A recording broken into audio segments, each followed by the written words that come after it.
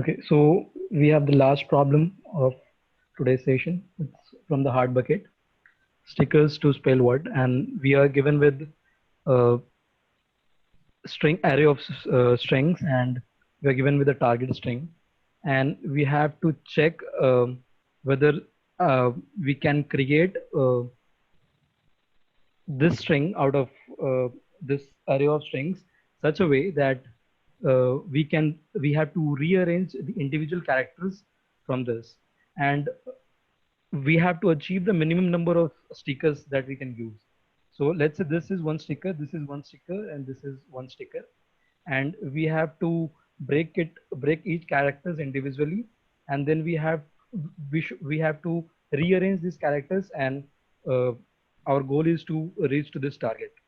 But we have to give the a minimum number of stickers required, and if we are not able to achieve the target, then we have to return -1.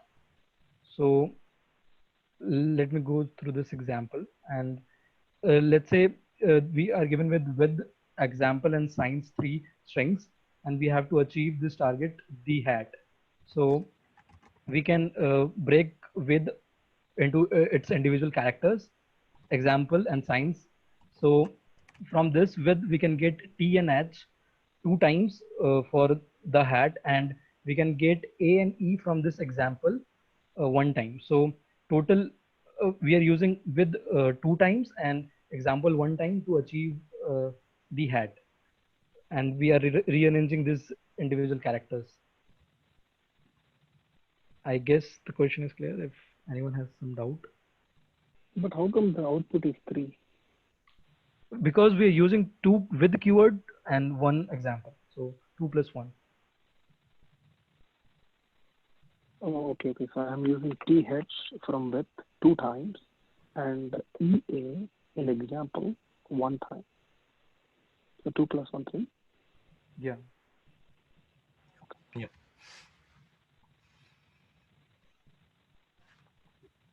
This is again a problem from dynamic programming as well. Yeah. But if like, what will be the first intuition to solve this? Like, anyone who would like to say? This reminds me the try-based problems, Or we can have like a hash map of storing the Yeah, the values. first thing that always strikes me is the hash map for Yeah, this, like, to match the characters and also. But like we the can create a problem hash is, map of yeah, this the string which we need to search, like how many characters we need to find, like H we need at least two times and T we needs two times. So where T and H are coming. but over here, like, we are given a vector of strings. So, like, how will you like classify into different strings? No, so I am what I was saying, I was trying to say is that to create a hash map of the string which we need to form from these number of strings, like the hash map of the hat, Okay, okay, fine. and then find those if H, and then find the character in that particular string. If we have like T, first of all, T, if we have that T in that particular string, then we say that yes, it's there, and we'll remove that, or something like reduce -1, or reduce like how many times it's there, we can like reduce by that many times. Then H is also there, then reduce that many times. And Yeah, yes, but yeah. if let's say we have a vector array like this, we have with AE in the middle, and our target is same, the hat. So if we go with the with your approach, then how will you like say for this? Yeah, I'm thinking about that. I just got in my mind. Yeah, this can be one. Like, we need to tackle those cases if we have more than if the other string is having correct containing more characters, uh, which we need. So Yeah, how we need to this solve case it? the answer will be 2, and if we are just simply iterating over the string, then using a hash map, I don't think will be a yeah, there could be some other technique which we need to add. For, Or for me, the first intuition that comes into my mind is this problem seems to be similar to the coin change problem. Let's assume that the challenge for that will be how will we relate the last target to the new state if we include one of those elements. So let's assume these strings to be just characters A, B, and C. So every time we take one of those elements, we have to see what is the new weight, in the sense if we consider coin change formula, what is the remaining cache. And in this case, we can see what is the remaining characters.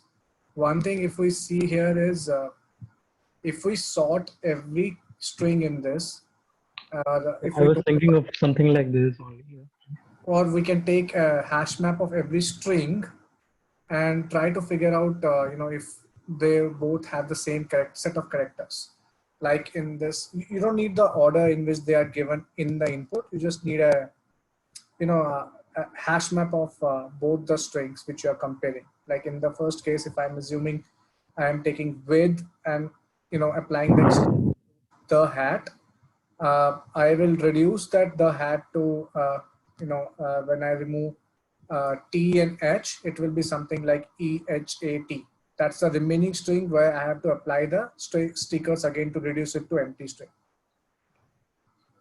yeah, I got your point. Like taking the hash map of both the strings and then comparing if the lengths are equal, or like if the lengths are equal or they're like maximum length, then there are chances of getting that particular string from that string is more. Chances are more if the lengths are like close enough or max to that string. Yeah. Sonia, your approach will also work. You said like what happen if we started with WITH, right? But there might be a better option WITH-AE, which only one sticker can give me everything, right? Yeah, I got that Yeah. point. So backtracking will work then, because we have to just check for all cases, not only when we figure out with starting a string. So if we backtrack and check all the possible stickers, then I think your approach will also work then with the hash map.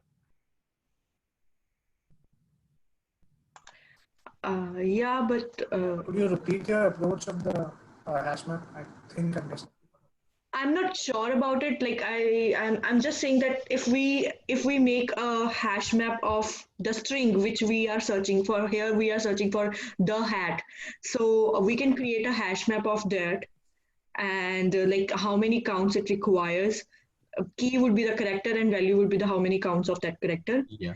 And then searching that character in a hash map, for example, while traversing the first string, which is WITH.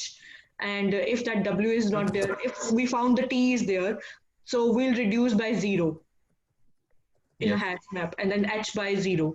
Yep. So that will be like our answer. But if we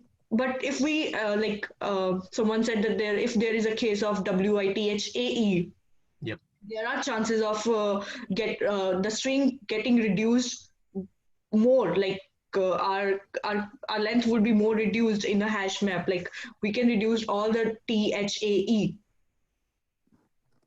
So Yes. our answer would be that particular string, not that with WITH. So we are tackling that particular situation. Yeah. So we can store the number of stickers required, and always whenever we get the answer, we will take minimum of number of stickers, right? Because we are taking all the possible options in backtracking, and whatever you are doing, we will follow the same approach. But because we are doing backtracking, when I get answer with WITH, I will not stop. I will continue starting with WITHAE. Mm-hmm. And in this case, I will get maybe less number of stickers, maybe because it contains 2 number of T. So instead of WITHAE, let's make it WITHAET. Okay. In the single string, I will get all the characters, right? Yes. Or maybe 2H also. So this The will be 2H my also. one sticker, but with WITH, I may need 2 stickers to fulfill the hat. That's exactly as coin change. At the first time you're taking up the first element, Okay. and the other pass is that you are ignoring the first element. Yeah. Yeah. Then And it's propose similar. alternative ways, looking at this problem from graph perspective. So, we know that we have to reach the hat, Mhm. and we can take these three values, three strings as an input. Mhm. So your source is the hat, and your destination is a blank string.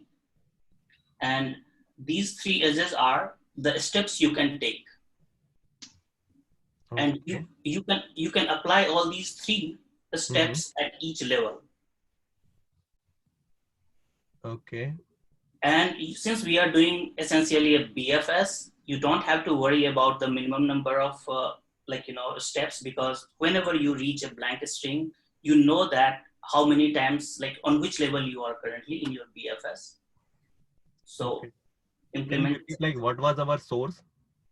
Our source is the hat, Mm-hmm. and our destination is a blank string. Got it. And So every time I apply maybe three options possible with BFS is WITH. I apply WITH once, and Yeah. I remove all the characters from the source. yes, you have a now, you have reached a new, temporary place. Yeah. With all these three things, and you can add some optimization, because for example, if you are looking for just C, and you have a lot of D's in a string, and your length is not changing by that input, just say, hey, just ignore it, because I'm not going to get anything better. So you can do that, and then it will be pretty easy. I think intentionally or unintentionally, I started with the coin change problem, but because of the optimizations, I have ended up with the exact approach that just discussed, the graph approach. Yeah, I think that looks pretty good. Because the coin change actually causes a TLE on lead code. Right. Even in this approach, when I was thinking, I was thinking, okay, start from a blank string and try to reach the hat. That is not that good, because you are kind of diverging. So you have to try to converge. So these kind of things helps you to just what to not look at and what to focus on. Yeah. And every time at the end I will just take the minimum of number of paths, or maybe because every time if I am reaching it early in BFS, I think it will work. Yeah, your level will give you the answer already. Yeah. Any questions on the approach? Yeah, but like how you get into this solution? I want to know, because at the first heat of the moment, I will never go to DFS because. Sure. Couple of things, which is minimum number of stickers. You have to think couple of things. What came to my mind is again the coin change problem exactly. And to be more clear, it is 1 0 1 infinity. I don't know what they call it, knapsack problem, where you can use the same thing multiple times. And there is another version where you can use something only one time. So as you solve those kind of problems, there are some patterns which comes to mind. Here, whenever I see anything minimum, DP comes, BFS comes. What do you do with BFS? You do a minimum level where you are trying to search anything. Even most of the DFS or DPs are actually graph, if you think in a way, because you are going from one state to the other state. They are nothing but nodes and edges.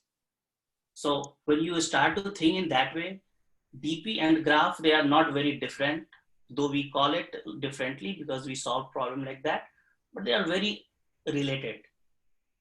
You get what I'm talking about? Yeah. Some of you, yeah.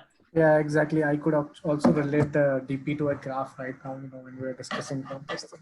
What we are doing with DP is exactly, if we try to manipulate it with a graph, it's exactly how it works. Yeah, exactly. All the recursion is basically graph, DFS is graph. If you think in that way, a lot of things are graph. And the good thing is if you can build a problem in graph, you know, couple of traversals. It's not that tough to do the problem. I feel it's tougher to solve an array problem than a graph problem, because graph has certain kind of a standard way to solve a problem. At least personally, I feel it easier. Array has too many tricks for me, but that's like, you know, the pattern you have to remember. Yeah. Please share if you already did the code for this. Yeah, please share in the Slack. Yeah, I haven't done the code. I thought Yeah, about maybe it like later. that. Yeah, But maybe later. I can share it, but it's a JavaScript code, so you might not be very familiar with this, but I can share it.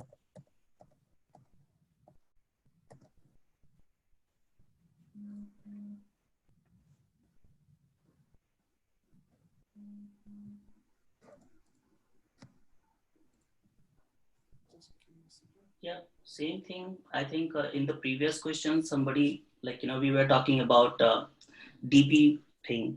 Yeah. So what helps me to think about DP is couple of things.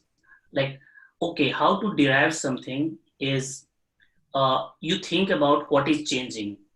So in our previous problem, K was changing all the time. Like, you know, you can change K, or our index was changing. So you know your dimensions, like what two things can change. Then when you are changing something, can it be related to the previous state of my, like in my previous state? Yep. So if you can open my solution to that, I can help you how you can derive that yourself a little bit. Maybe useful. If not, just discard. But I think that's the general approach I try to do. I still can't solve all the problems, but this kind of pattern helps. Yeah. Yeah, I guess. So look at line 10 actually. That is where I have given, like, I know I can solve it at that point of time, and then implementation is a different thing. So you have to first define, okay, what your DP will means actually.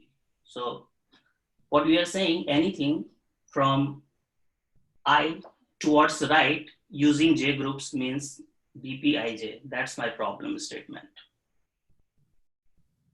So this means like anything from I towards right. Is that clear? Yep. Yeah.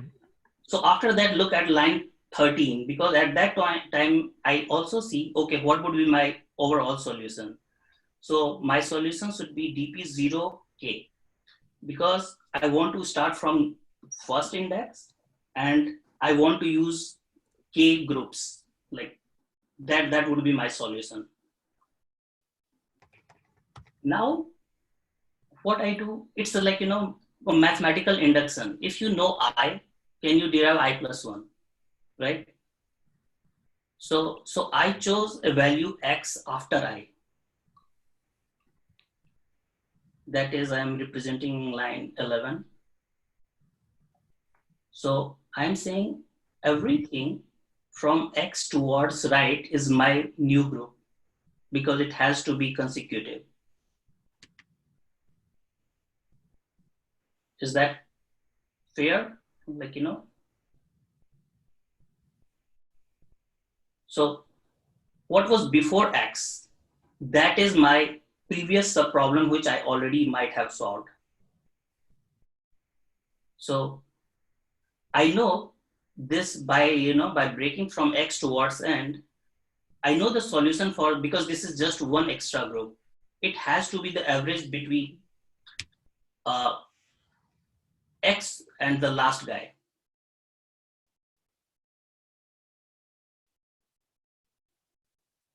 Is that right? Or I messed it up? I don't know. BP X plus 1, J minus 1. So X plus 1 to J minus 1. J minus 1 is, yeah, I have used just one less group because J was my last group I was in my transition function. So either I can take whatever is the best solution so far, or I can break it in one extra group. I take this average, and whatever was my best solution from x till j minus 1, that was my best solution. So essentially between I to x is our new average. Somebody sent something on the chat. What was that? It's just a solution for the problem. Oh, I see. Sorry.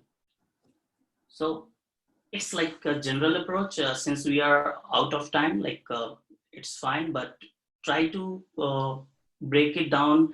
And whenever you are solving DP, think about graph, because they are very much similar. If you even this DP, you can try to put edges. This is a directed graph eventually.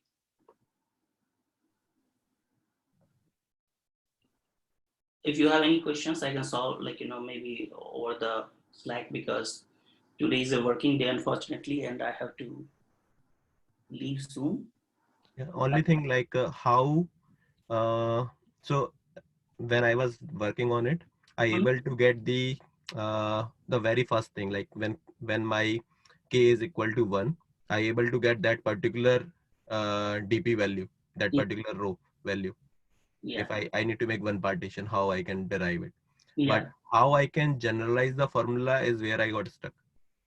Yes, and it's quite common. So Yeah. one approach is people add one more, like, after one, you are adding one more element to Yeah. figure out the recurrence. Yeah. And sometimes that may take you to the solution. Sometimes you just start randomly, like, you think that, hey, magically, I know the answer for the ith step. Yeah. Can I derive I plus 1? And that is the, like, mathematical induction way to think. It may work most of the times, but not always still, because DP has like a lot of tricks. Yeah. Cool, I think, yeah. Yeah. Thanks again. Yeah. I shared the graphical version of it. I found a good post, so I shared in the Slack for it, That which was contained really the graphical version of it. Yeah. Cool. Thanks, I think. Thank you. Okay, so we are like running out of time.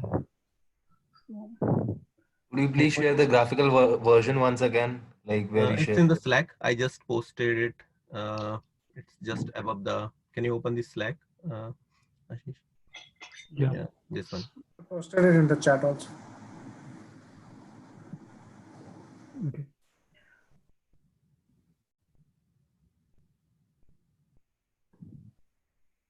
So let's end the session for now. Anyone who wants to like ask some question in last couple of minutes?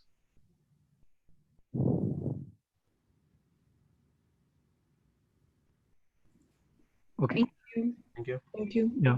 Thanks Thank you, everyone. everyone. Yeah. Thank you. Bye.